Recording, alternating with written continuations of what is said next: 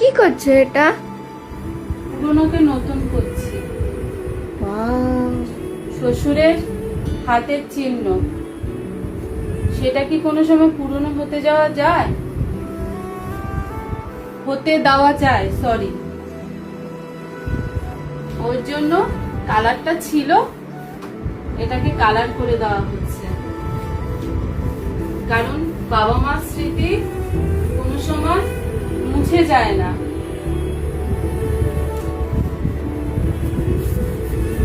বাবা মা মনের ভেতরেই থাকে ঠিকই, কিন্তু তাদের যে মানে ব্যবহার করা জিনিসগুলো, সেগুলোর একটা আলাদাই